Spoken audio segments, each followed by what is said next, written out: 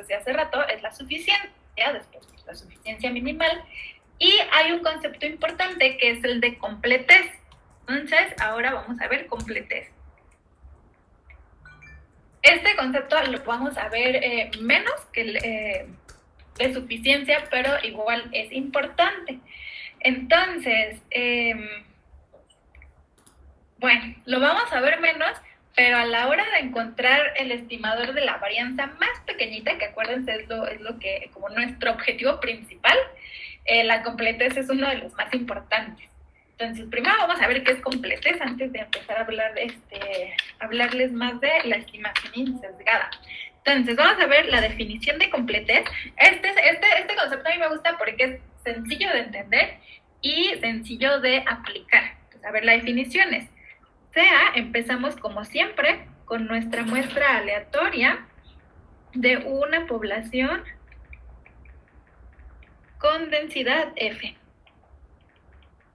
que depende pues de X y de un parámetro, θ.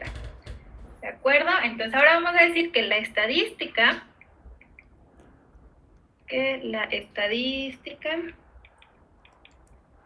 T es completa, y vamos a marcar este con amarillito porque es otra definición, sí y solamente sí para cualquier función. Vamos a ponerle G. Ocurre que la esperanza de G es igual a 0, implica que G, la función, tiene que ser 0. ¿De acuerdo? Y eso para todos los parámetros posibles. Entonces, fíjense, en palabras, lo que quiere decir esto es que yo me voy a tomar una función cualquiera, G, cuya esperanza sea 0. Si esa función G tiene que ser necesariamente 0, entonces mi estadística T es completa. También lo pueden encontrar como la familia de densidades de T es completa. ¿Y eso por qué? Pues porque al yo calcular esta esperanza, pues voy a usar la densidad. Pero bueno, el concepto, digamos, más común que van a encontrar es decir que T es completa. Ok. ¿Qué opinan de esta definición? La idea aquí sí ya no es tan sencilla, pero les digo, de aplicar sí es más tranquilo que el de suficiencia y el de suficiencia minimal. Vamos a ver. Siguen muy callados el día de hoy, muchachos. Vamos a ver el ejemplo. Y ahorita van a ver por qué no vamos a ver tantos ejemplos. Fíjense, tenemos el ejemplo Bernoulli de parámetro P. ¿Qué dice mi teorema? ¿Cómo veo o cómo verifico que una estadística es completa?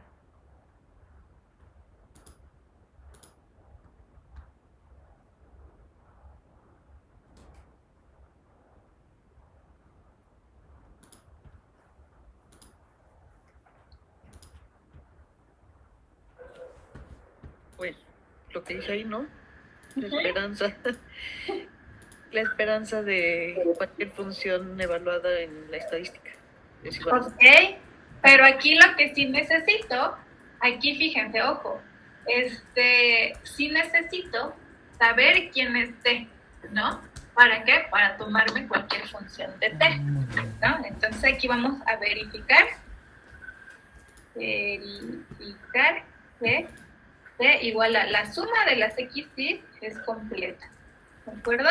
¿Por qué la suma de las X? Pues porque yo ya sé que esa es una estadística que en esta familia es suficiente minimal, además, ¿no? Es suficiente minimal y quiero ver que sea completa.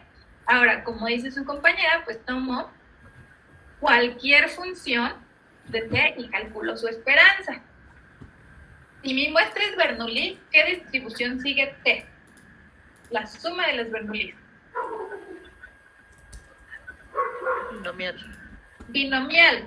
Entonces, la esperanza la voy a calcular, pues la suma desde T igual a 0 hasta N de G de T, por la función de densidad, que es la función de una binomial. ¿Recuerdan la función de densidad de una binomial?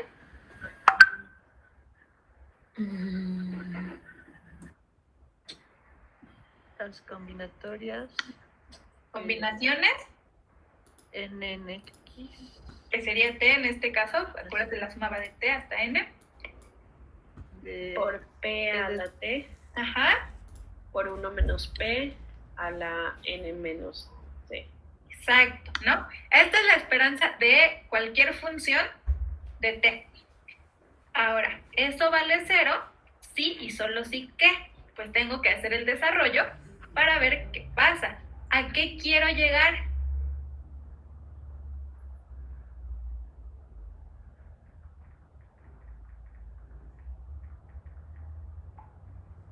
¿Qué dice el teorema? ¿A qué tengo que llegar? Que G de T sea igual a Exacto. 0. A que G de T es igual a 0. Muy bien, entonces vamos a empezar. Fíjense, aquí, ¿qué puedo hacer? Pues primero sacar las constantes. En este caso, la suma va de T hasta N, entonces lo que es constante es lo que no depende de T. En este caso, pues solamente es 1 menos P a la N. Me queda 1 menos P a la N, la suma de T igual a 0 hasta N, G de T, las combinaciones de N en T. Y aquí voy a hacer un truco que hice antes, que es juntar de alguna manera, agrupar el P a la T y el 1 menos P a la menos T. Me va a quedar P sobre 1 menos P a la T, ¿cierto? Eso vale 0. Sí y solo sí que. Esto es un producto, ¿cierto? Es primer elemento multiplicado por el segundo elemento. Ahora, ¿el primer elemento puede valer 0? No. No. Ok, entonces esto vale 0, sí, solo sí, la suma vale 0.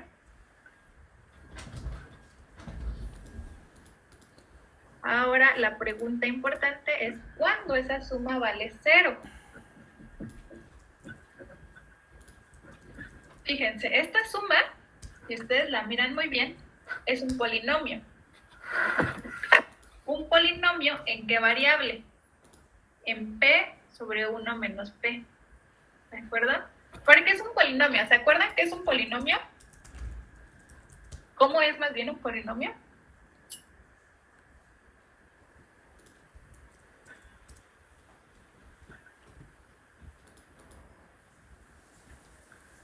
Pues varios términos. No escuché muy bien a ninguno de los dos. Varios términos, muchos términos. Ajá. El polinomio. Exacto. Es una suma de elementos donde una variable se va elevando a una potencia, ¿no? Tiene, por ejemplo, ax más bx cuadrada más cx cúbica y así. Esto sería un polinomio en x, porque es la x la que van elevando. En este caso, es el p sobre 1 menos p lo que van elevando, primero a la 0, luego a la 1, a la 2 y a la 3. Estos son los coeficientes, ¿no? Entonces, fíjense, eso es un polinomio, lo vamos a escribir aquí, un polinomio en p sobre 1 menos p. ¿Y cuándo un polinomio vale 0?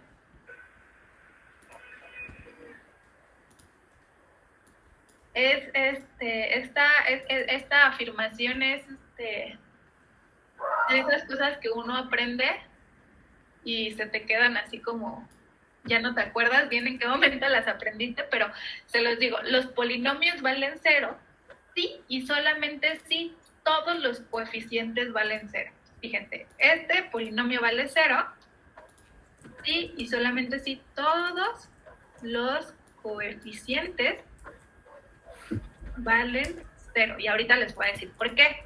Fíjense, este p sobre 1 menos p no vale 0. Si yo le elevo a cualquier potencia, desde el 0 hasta el n, esto no vale 0. Entonces, lo que tiene que valer 0 para todo t es esto. para que pues yo tenga una suma de ceros y el polinomio al final valga 0, ¿de acuerdo? Entonces, es decir, que de t por las combinaciones vale 0 para todos los t, desde el 0 hasta el enésimo. Ok, ahora, ¿esto vale 0? Sí y solo sí que. ¿Las combinaciones de n en t pueden valer 0? No. ¿No? ¿Por qué? Pues son factoriales, ¿no? Lo mínimo que puede valer esto es 1. Esto no vale 0. Entonces, ¿este producto vale 0? Sí, solamente sí. Que de t vale 0 para cada t desde el 0 hasta el n, ¿no? Y ya llegué a lo que quería llegar, porque lo que estoy diciendo es, la esperanza vale 0 y solo si la función g vale 0. Por lo tanto, mi estadística t, que era la suma de las x y, es completa. Pregunta, oye Clau, ¿y este procedimiento lo tenemos que hacer siempre? Pues bueno, resulta que sí, pero no.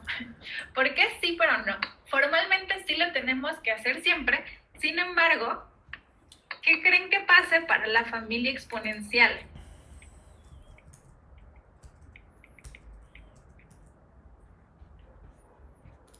Ya sabemos quién es la familia exponencial. Ya sabemos que para la familia exponencial, ¿quién es suficiente? ¿Qué estadística? La suma de las x. La suma de las r's de x. De las r's. Sabemos que esa misma suma es suficiente minimal. Y adivinen qué más. La suma de las x y de las r's de x y también va a ser completa. Entonces, para cualquiera de sus variables que ya conocemos, que pertenecen a la familia exponencial, ya tenemos nuestra estadística, que es suficiente, minimal y completa. Y esa estadística es la suma de las r's de x. ¿De acuerdo? ¿Y qué tan importante será que esa estadística particular sea suficiente, sea minimal y sea completa? Pues es muy importante. Tan importante que, pues por eso las estamos así mencionando una por una. Entonces, ¿para qué va a ser importante eso? Bueno, ya dijimos que aquí estamos trabajando con estimadores que son insesgados. Que podemos tener muchos, un montón. Que además vamos a querer que sean suficientes y completos. La pregunta es, ¿para qué vamos a querer que un estimador sea suficiente y completo?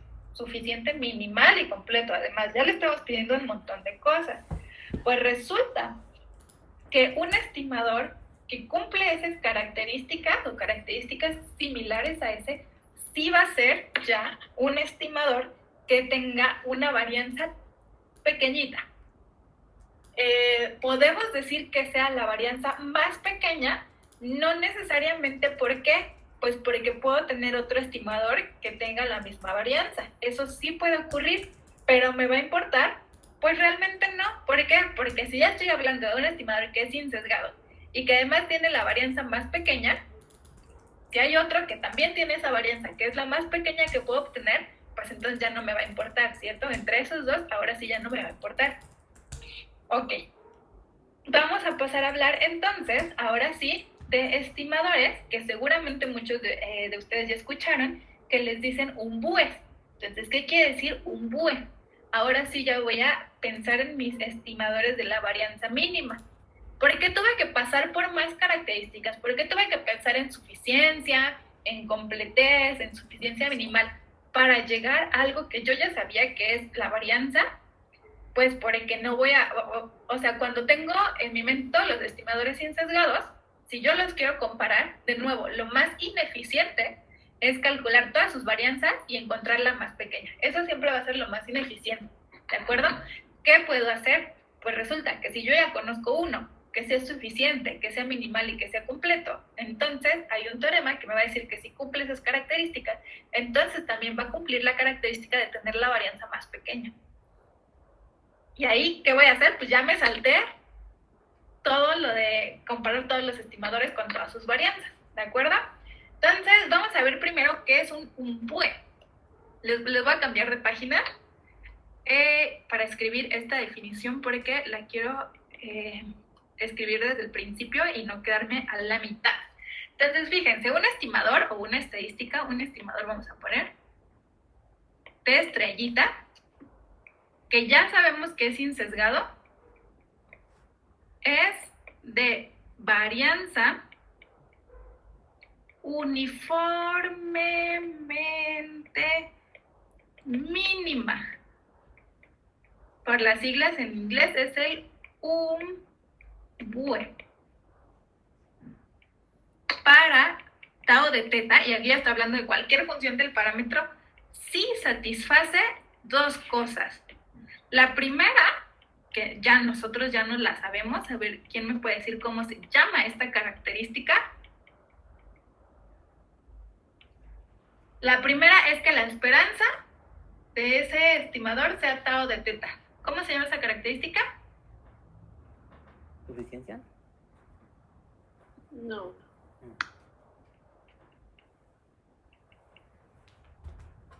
¿No? Entonces, ¿cómo se llama? ¿Sesgado? Insesgado. ¿Por qué insesgado? Pues porque es para tau de teta. Su esperanza es la misma que tau de teta. Entonces ya, te estamos pidiendo que sea insesgado, eso ya lo sabemos hacer, que sea insesgado. Y la segunda, que la varianza sea menor o igual que la varianza de cualquier otro estimador, ¿no? Donde T es cualquier otro estimador insesgado. Entonces, fíjense, la definición de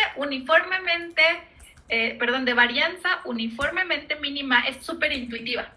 Solo pedimos dos cosas. La primera es que sea insesgado y la segunda, que su varianza sea menor que la varianza de cualquier otro. Menor o igual porque ya dijimos que puede haber un empate, ¿no? Que sea menor o igual que cualquier otro. Entonces, si lo pensamos, estamos pensando en un estimador insesgado y que tenga la varianza más pequeña que yo pueda encontrar. Pregunta, ¿por qué aparecerá la palabra uniformemente y no simplemente digo es el estimador de varianza mínima?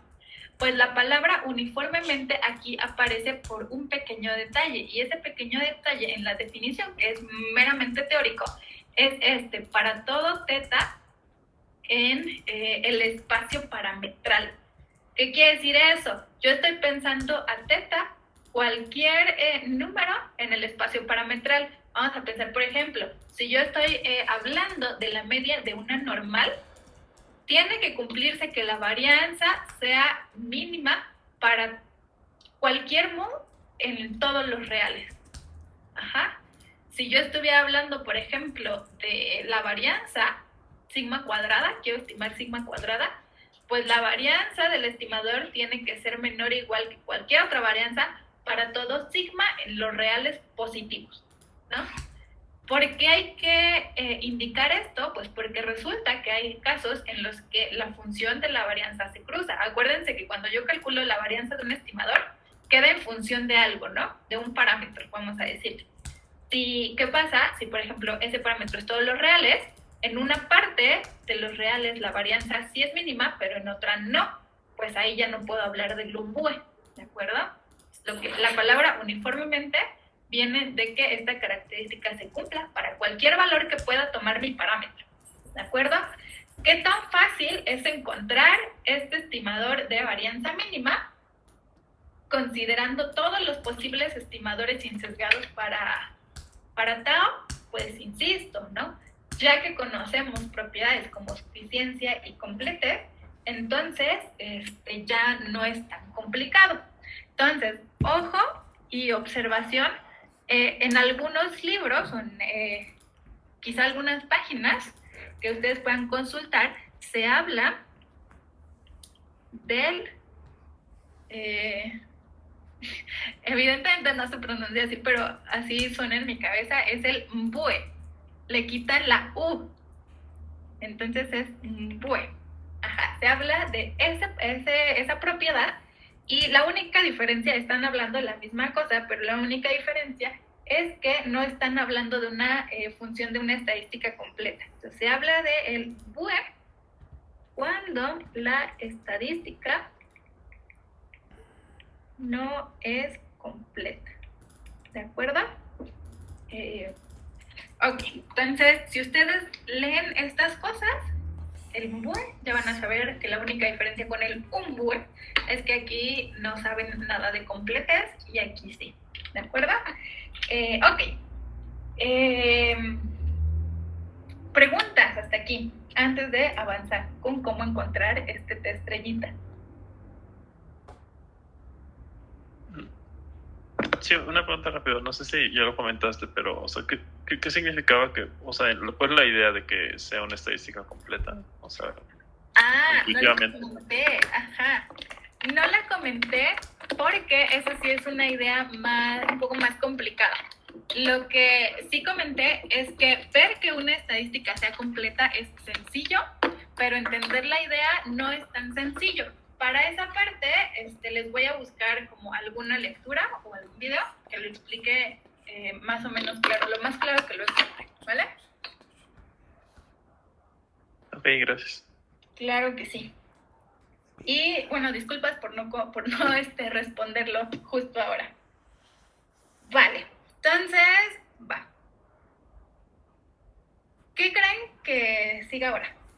O sea, ¿cómo creen que sea el teorema?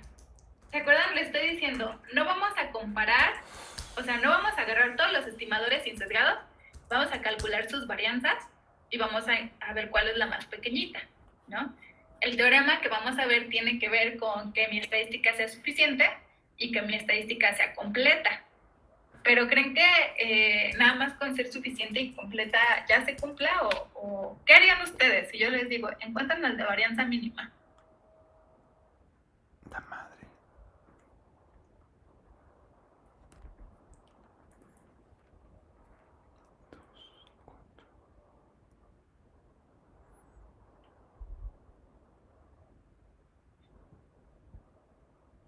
¿Qué quiere decir encontrar el de varianza mínima? Pues quiere decir encontrar al de la varianza más chiquita. Ahora, si yo quiero hablar de más pequeña, tengo que tener un punto de comparación, ¿cierto?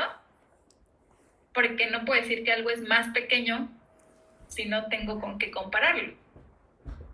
Resulta que lo que hace el teorema justamente es darnos con qué comparar la varianza. Ajá. Es una cota inferior, es decir, lo mínimo que puede valer la varianza es eso. Ajá. Lo que hace el teorema, que les voy a mencionar a continuación, es eso.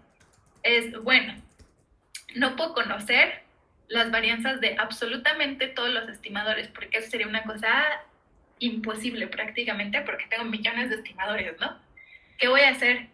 Pues tengo este número, mi cota, que yo sé que si llego a ese número, entonces no puedo llegar más abajo. Entonces, cualquier estimador que tenga esa varianza, esa va a ser la mínima cantidad que puedo encontrar. No voy a encontrar un estimador con una varianza más pequeña. ¿De acuerdo? Entonces, ¿qué hago? Pues ya no tengo que comparar todas las varianzas, sino solamente el estimador que me interesa con ese valor. Y ya puedo decir, no, pues este sí es de varianza mínima, o no, pues este no es de varianza mínima. ¿De acuerdo? Una característica importante de este teorema, porque es importante, algo importante decir, es que no siempre va a existir o no siempre se va a llegar a esa cota, ¿no? Como es una cota, pues justamente la palabra lo dice. No puedo ser más pequeño que eso, pero sí puedo ser más grande. Entonces, hay veces en que nunca vamos a llegar a esa cota. No existe un estimador que alcance la cota. ¿Qué tiene que pasar para que yo sí pueda aplicar el teorema? Pues tiene que pasar varias cosas que son más o menos teóricas. Voy a mencionar dos que son las, digamos, importantes, y aquí van a ver, va a aparecer algo que ya conocemos antes, ¿no? Vamos a ver.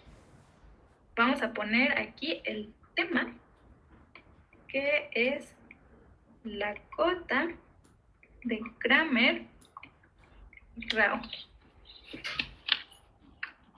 A ver. Estas son personitas, obviamente, que propusieron esto hace mucho tiempo. Y les voy a poner aquí el problema con la propuesta de Cramer y Rao, así las Cramer-Rao, no Cramer y Rao, Cramer-Rao, es que requiere condiciones que no siempre se cumplen. Entonces, fíjense, la primera, y ustedes me van a decir cuando no se cumple, es el soporte de la densidad es el mismo para todos los parámetros posibles, es decir, para todo teta en el espacio parametral. ¿Qué variable que hemos visto que conocen no cumple esta característica?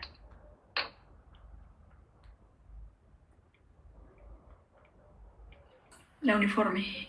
Exactamente, ¿no? Entonces aquí de entrada la uniforme ya, no podemos aplicar este teorema. La segunda característica importante es que se puede intercambiar la derivada y la integral. Esta condición es más teórica, pero lo que, así como digamos, rápidamente lo que podemos pensar para que se cumpla es que si nuestra densidad está en la familia exponencial, quiere decir que se porta bonito. Y si se porta bonito, entonces siempre voy a poder intercambiar las derivadas y las integrales, ¿de acuerdo?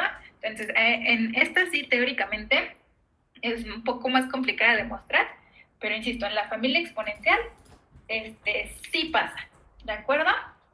Y... Profa, ¿qué dice? No, perdón por interrumpir. El primero que dice, el soporte de F es el mismo para todo teta elemento de...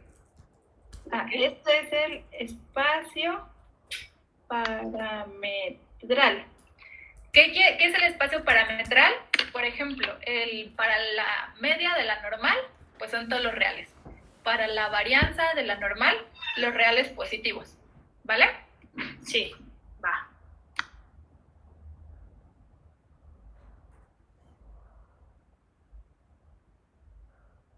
Va, perdón por ausentarme un segundo. Entonces, les decía, lo voy a poner aquí en un asterisquito. En general, la familia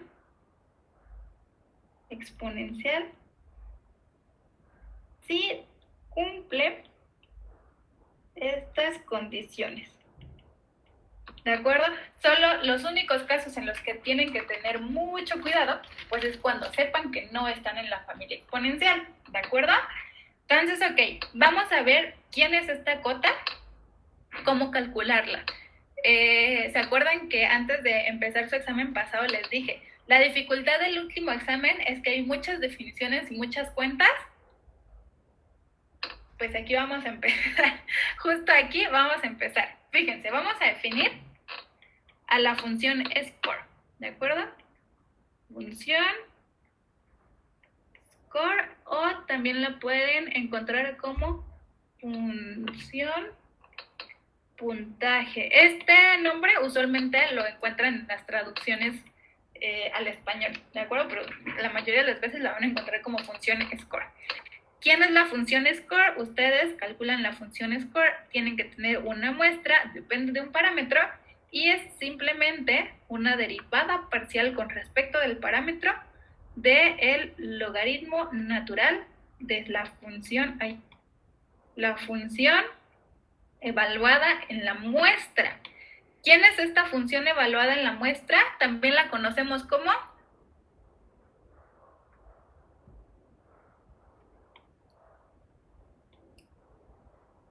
¿La conocemos como? Exacto, verosimilitud, y con el logaritmo la conocemos como log verosimilitud. Entonces tienen su función log verosimilitud, calculan la derivada parcial con respecto de su parámetro. Esa es la función score. Ahora, la importante es la información esperada de Fisher. Y aquí vamos a tener dos versiones. La que es para la muestra, la vamos a denotar como una I de información. Vamos a poner un sub X con barrita abajo para denotar que es de la muestra completa. Y esta función va a depender de quién, del parámetro. ¿Quién es la información esperada de Fisher para la muestra? Pues como es una información esperada, es una esperanza de la derivada con respecto de teta del logaritmo de la función evaluada en la muestra al cuadrado. En palabras sencillas, es la esperanza de la función score al cuadrado. Esa es la información esperada de Fisher para la muestra completa. Ok. Vamos a ver una cosa importante. ¿Qué variables que ya conocemos cumplen las condiciones de regularidad? Las condiciones que vimos hace un momento.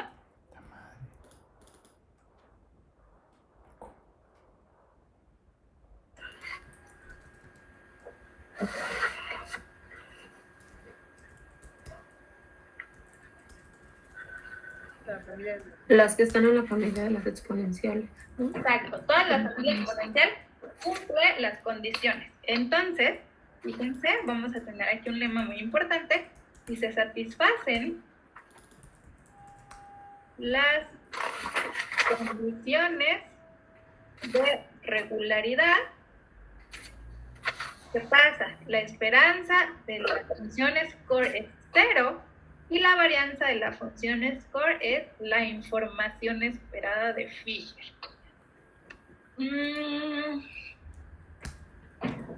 ¿Qué tan difícil creen que sea hacer la demostración de estos resultados? ¿Por qué arribita hay un cuadrado y abajo no? ¿Es lo mismo? ¿O son cosas diferentes? ¿Este cuadrado? Ajá. Es que esta es la información esperada de Fisher, es la esperanza de la función score al cuadrado. Aquí es diferente, ¿no? La esperanza de la función score vale 0, la varianza de la función score, pues aquí la podemos ver, ¿no? De hecho, la varianza, ¿cómo pueden calcular la varianza? Es usando las esperanzas y los momentos. La esperanza del segundo momento menos la esperanza al cuadrado. La esperanza menos la esperanza del primer momento al cuadrado, ¿no? Entonces, este vale 0, me queda simplemente la esperanza de la función score al cuadrado, que es la información esperada de Fisher. ¿Va? Ok. Va. Este vale 0. Ok, eso sí se cumplen las condiciones de regularidad. Ahora, tenemos a la información esperada de Fisher para la muestra y también tenemos a la información esperada de Fisher por unidad muestral. ¿Cuál creen que sea la diferencia entre la información esperada de Fisher para la muestra y la información esperada de Fisher por unidad muestral? Fíjense, vamos a denotar igual. I mayúscula de información. Ahora voy a poner una sub X minúscula porque es solamente un elemento y va a depender también de esto. Como es una información esperada, tengo la esperanza y va a ser en este caso la derivada con respecto de teta del logaritmo de la función de densidad en un elemento al cuadrado. La única diferencia es que aquí tenemos la densidad en un elemento y aquí tenemos la densidad en toda la muestra. Esa es la única diferencia, pero la definición de la información esperada de Fisher es la misma. Si ustedes dicen para la muestra, es que están evaluando la densidad en toda la muestra. Si dicen por unidad muestral, es que la densidad es solo para un elemento. Ahora, ¿por qué es importante?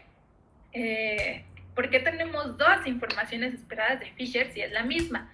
La verdad es que al final la que nos va a importar es la información esperada de Fisher para la muestra completa. Sin embargo, a la hora de hacer cálculos, siempre es más fácil calcular la información por unidad muestral, ¿de acuerdo? Vamos a ver un par de equivalencias. Fíjense de nuevo, si se cumplen las condiciones, ¿quiénes dijimos que cumplen las condiciones?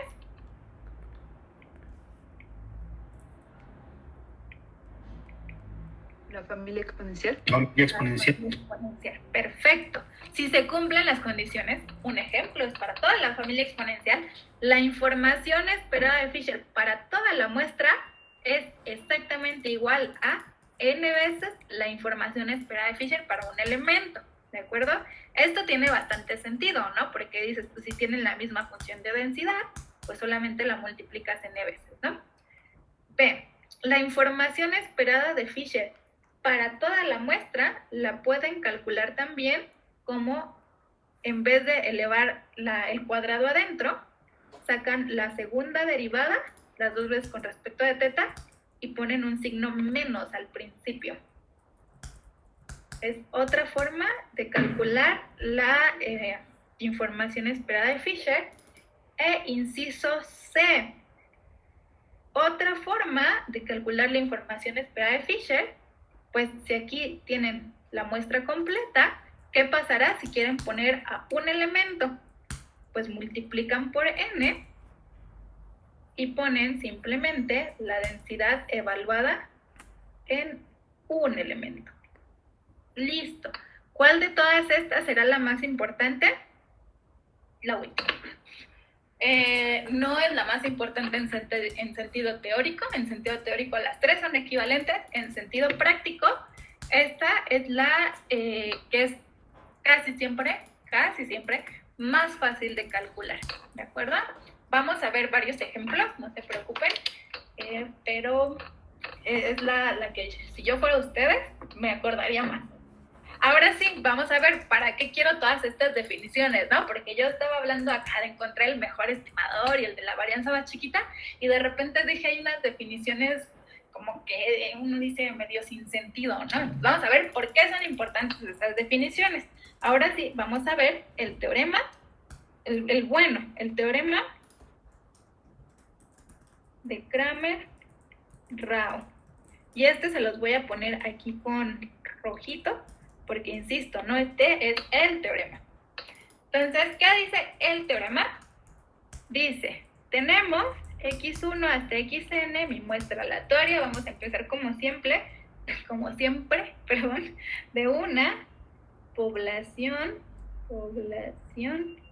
con densidad f, que depende de un parámetro, y tenemos a t, un estimador o una estadística, que ya sabemos que es insesgado, para tau de teta, ¿no? Ahora, si se satisfacen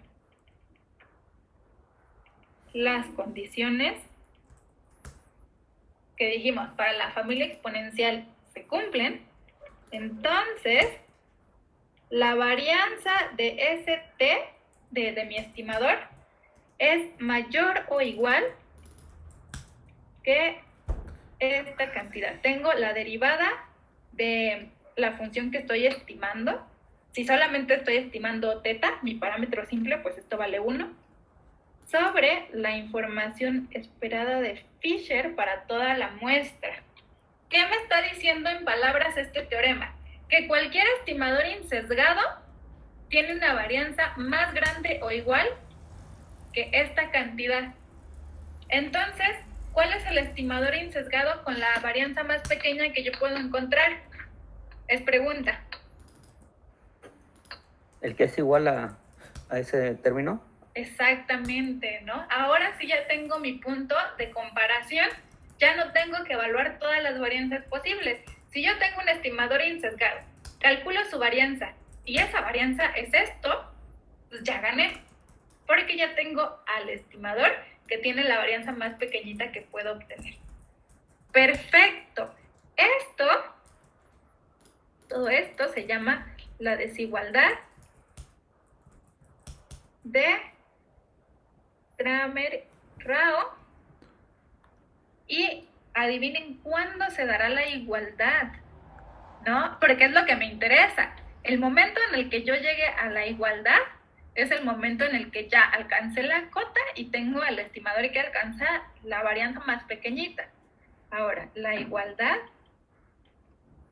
se da si y solamente si la suma de la derivada con respecto del parámetro de mi densidad, aquí fíjense, es por unidad muestral, es exactamente igual a una función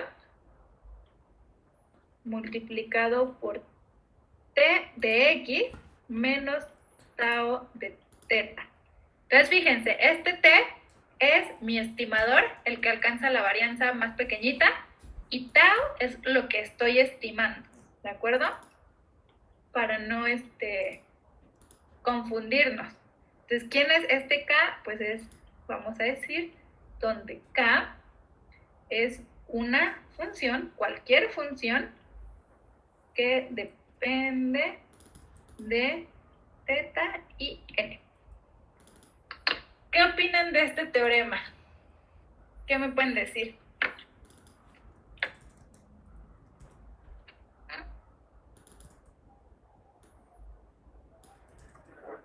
Perdón, Claudia, ¿quién era T de X? Ok. T de X, este es el estimador. Vamos a ponerle aquí el estimador. Ok. Y tau es lo que estoy estimando. Porque acuérdense, yo puedo querer estimar teta o puedo querer estimar teta cuadrada o cualquier función, ¿cierto? Ya sabemos cómo encontrar estimadores para cualquier función, de hecho, usando el estimador máximo verosímil. Entonces, ahí voy a poner lo que estoy estimando. Ok. Entonces, ojo, aquí me dicen la igualdad se da sí y solamente sí. ¿Qué quiere decir esto? Que la igualdad puede no darse. Es decir, puede que haya un caso en el que no encuentre el estimador que llegue a esta cota. ¿De acuerdo? Voy a encontrar uno que esté muy cercano, pero no el que llegue a esta cota. Ok. ¿Qué opinan de este teorema? ¿No opinan nada? ¿La varianza es menor que la cota? La varianza es mayor o igual que la cota, siempre. Si alcanzas la cota, es que ya tuviste la varianza más pequeñita que podías alcanzar. Okay. Sí. Va. Perdón, pero no me quedó muy claro tau de teta. Tau de teta, ok. Lo vemos en el ejemplo. Ok, gracias. Puede que pase, eso sí. Fíjense. Vamos a ver, la igualdad se da si solamente pasa esto, ¿cierto? Entonces, ¿por dónde vamos a empezar? Pues vamos a empezar a desarrollar esta suma, ¿cierto? Cuando yo tenga la suma, la voy a intentar descomponer en ¿qué? Pues una función que dependa de teta y de n, y una resta. ¿De qué? Pues algo que sea una estadística, porque pues este es el estimador, y algo que sea función del parámetro. Si yo llego a eso, voy a ver que este estimador es el de varianza mínima para esta función del parámetro. Algo que sí puede pasar es que aquí no me salga lo que yo quiero. ¿Qué quiere decir? Yo quiero estimar teta y cuando yo hago esta factorización, aquí me da teta cuadrada. Entonces yo estoy encontrando el mejor estimador para teta cuadrada, pero no para teta. Eso sí puede pasar. Aquí tau de teta no lo fijo yo. Aquí tau de teta me sale del teorema, pero no lo fijo yo.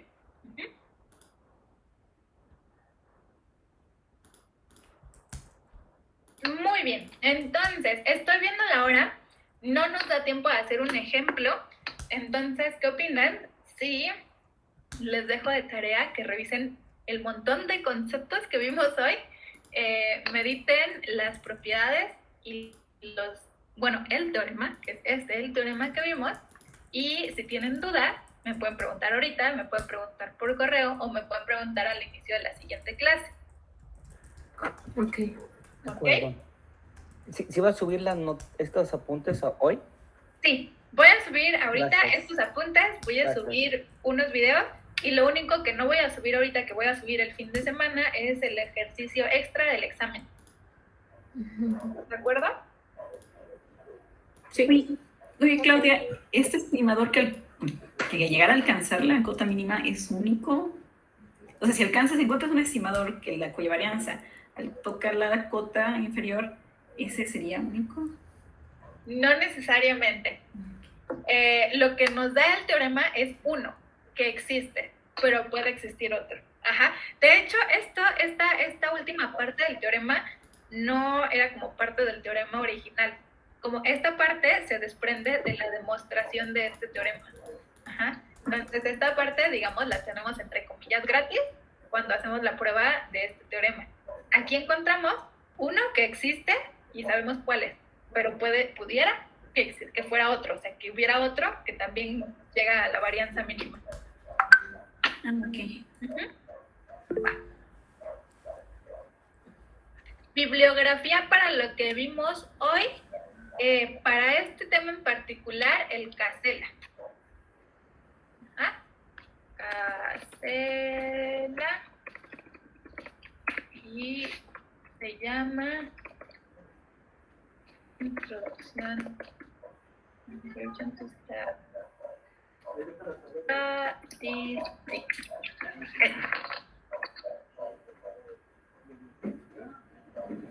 ¿Tienen más preguntas? ¿Del Casella cuál capítulo sería? El Casella, el de estimación puntual, pero si quieres déjame lo reviso y te digo así bien cuál es. Gracias. Sí. ¿Alguien tiene más preguntas? ¿Qué opinan de la clase de hoy? ¿Todo pesadita? ¿Muchos Sí. Ok. Sí, como, bueno, hacia el final ya está pues, pesado seguir porque pues, ya... Esta parte de la cota es pesada por las derivadas, ¿no? Y tal vez por haberla visto al final. No sé. Ah, ok.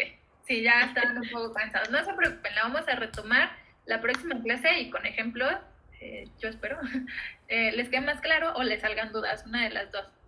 Entonces, a ver, la familia exponencial en el Casella está en el capítulo 3, que es el de las distribuciones, pero ya lo de las propiedades de los estimadores está en el capítulo 6. Ajá, ahí está la parte de suficiencia minimal. No le hagan caso a las estadísticas ancilares porque está un poquito más complicado. Ahí viene también la parte de verosimilitud y el principio de equivalencia. Después, en el capítulo 7, viene donde viene lo del error cuadrático medio y el mejor estimador insesgado. Ahí van a encontrar esta parte de la cota. Ajá. Una cosa que a mí me parece como rara que hace Casella es que primero mencionan las propiedades de los estimadores y después les dicen cómo encontrar estimadores. Empiezan después como metamomentos, máximo verosímil. Entonces aquí lo vemos al revés. Primero vemos cómo encontrar estimadores y después vimos sus propiedades. Pero bueno, está entre el capítulo 6 y 7 del Casella. ¿Más preguntas antes de irnos? Clau, ¿tendrás el PDF de Casella? Tengo, sí, pero no estoy segura de que se pueda compartir. Porque... No voy a decir nada. Mándenme correo y voy a revisar si está en la biblioteca digital de la UNAM, que es muy probable que sí, que seguro está con mejor calidad que como yo lo tengo, pero igual mándenme correo, ¿vale? Porque la biblioteca de Lima sigue cerrada, ¿verdad? La biblioteca de Lima, según yo, como ya estamos en semáforo verde, está abierta, pero este libro no estoy segura que haya como tantos ejemplares. La de la facultad seguro sí. O sea, más bien, ahí seguro sí hay varios ejemplares. Ok, mil gracias. Va, más preguntas, más inquietudes. También me pueden decir que hoy se les hizo pesadísima la clase. Si quieren, desahóguense, por favor.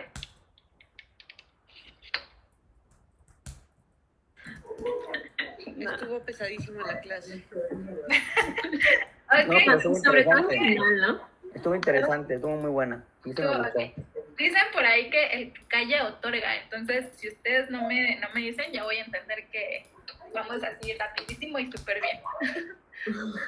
Vale, pues descansen mucho, repasen, me pueden preguntar lo que sea y nos vemos la próxima semana, ¿vale? Gracias, Claudia. Gracias. Sí. Ay, profesora. Sí. Bueno, es que tengo una duda de la última tarea, pero pues no sé si mejor me espero a que la entregue. Ah, pues si quieres, espera a la revisión y si sigues con la duda, igual me escribes y me puedes escribir con bien particularmente cuál es la duda, igual te llamo. Ok, sí, ¿Bueno? sí está bien. Es que no sé cómo escribirla, pero sí. Bueno, sí lo cuando pensé, estés con la tarea, igual me puedes decir como, al menos el ejercicio. Sí, está ¿Va? bien. Vale, Sí, gracias. claro que sí. Bye.